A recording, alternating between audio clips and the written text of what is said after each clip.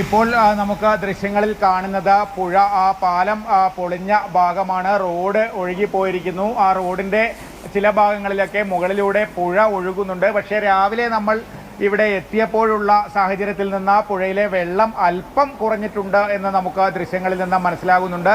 റോഡിൻ്റെ പല ഭാഗങ്ങളും പുറത്ത് വരുന്നുണ്ട്.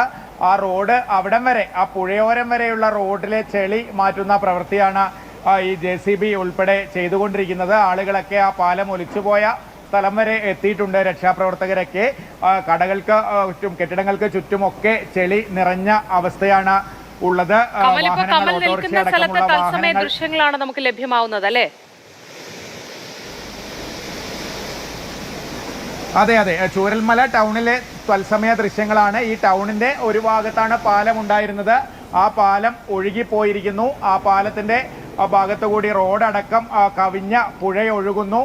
പുഴയുടെ മറുകരയിൽ ചില ആളുകളൊക്കെ വന്ന് നിൽക്കുന്നുണ്ട്. 3-4 പേർ അവിടെ നിൽക്കുന്നുണ്ട്. അത് പക്ഷേ മുണ്ടക്കയിൽ നിന്നുള്ള ആളുകളല്ല, തൊട്ടപ്പുറത്ത് താമസിക്കുന്ന ആളുകളൊക്കെയാണ്. പൂർണ്ണമായും തേയിലത്തോട്ടം മേഖലയാണ്. ഇവിടെ നിന്ന് ഒരു ഭാഗത്തേക്ക് പോയാൽ അട്ടമല എന്ന സ്ഥലമുണ്ട്, മറുഭാഗത്ത് ആണ് ഈ മുണ്ടക്കൈ ഉള്ളത്. 2 ഭാഗവും ഒറ്റപ്പെട്ട നിലയിലാണ്. ഈ പുഴ ഒഴുകിപ്പോകുന്ന ഭാഗത്താണ് വലിയ നാശനഷ്ടങ്ങൾ ഉണ്ടായത്. ഇപ്പോൾ 11 മൃതദേഹങ്ങൾ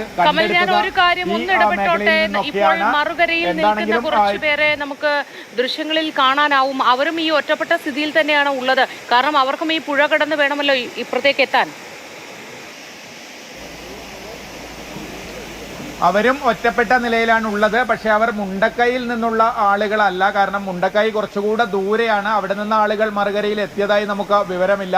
ഇത് തൊട്ടപ്പുറത്ത് തന്നെ തേയിലത്തോട്ടങ്ങളിലെ ലയങ്ങളിലൊക്കെ താമസിക്കുന്ന തൊഴിലാളികളോ മറ്റ് ആളുകളോ ഒക്കെയാണ് ഈ മറുകരയിലുള്ളത്. എന്തായാലും മഴ വീണ്ടും തുടങ്ങുന്ന ഒരു സാഹചര്യമുണ്ട്. 11 മൃതദേഹങ്ങൾ ഇതുവരെ ചൂരൽമല ഭാഗത്തു നിന്ന് മാത്രം കണ്ടെടുത്തിട്ടുണ്ട്. ഇതിന് പുറമെയാണ് മലപ്പുറം ജില്ലയിലടക്കം ചാലിയാറിൻ്റെ കരയിൽ നിന്നൊക്കെ മൃതദേഹങ്ങൾ കണ്ടെടുത്തിട്ടുള്ളത്. എന്താണെങ്കിലും ഈ രക്ഷാപ്രവർത്തനം മുണ്ടക്കൈയിലെ വിവരങ്ങളാണ് ഇനി നമുക്ക് ലഭിക്കേണ്ടത്. ചൂരൽമലയുടെ ദൃശ്യങ്ങൾ ഏറെക്കുറെ വ്യക്തമായിരിക്കുന്നു. ചൂരൽമല ആകെ തകർന്ന് പോയ അവസ്ഥയിലാണ് ഉള്ളത്. ഇപ്പോഴും ആളുകളെ പലയിടത്തു നിന്നും രക്ഷപ്പെടുത്തി ആംബുലൻസിലൊക്കെ കയറ്റി കൊണ്ടുവരുന്ന സാഹചര്യം ഉണ്ട്. പല ഭാഗത്തും ആളുകളെ ഒറ്റപ്പെട്ടു പോയ ആളുകളെയൊക്കെ ഇങ്ങോട്ട് അവിടെ നിന്ന് ആംബുലൻസിലൊക്കെ കയറ്റുന്ന ദൃശ്യങ്ങൾ, രക്ഷാപ്രവർത്തകർ ആംബുലൻസിലേക്ക് ആളുകളെ കൊണ്ടുവരുന്ന ദൃശ്യങ്ങളൊക്കെയാണ് നമുക്ക് കാണാൻ കഴിയുക.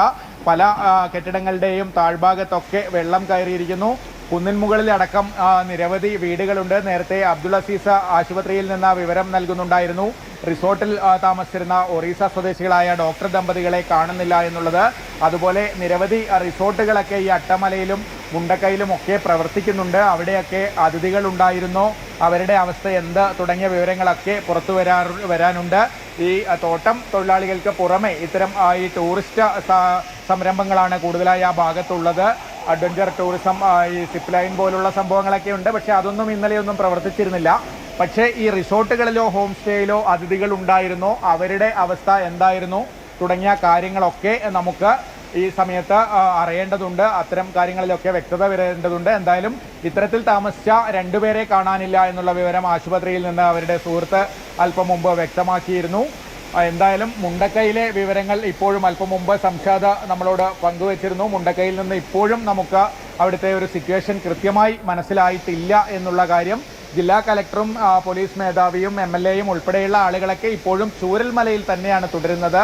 അത്തരത്തിലുള്ള ഔദ്യോഗിക സ്ഥാനത്തിരിക്കുന്നവർക്കോ ജനപ്രതിനിധികൾക്കോ മറുകരയിലേക്ക് പോകാൻ കഴിഞ്ഞിട്ടില്ല.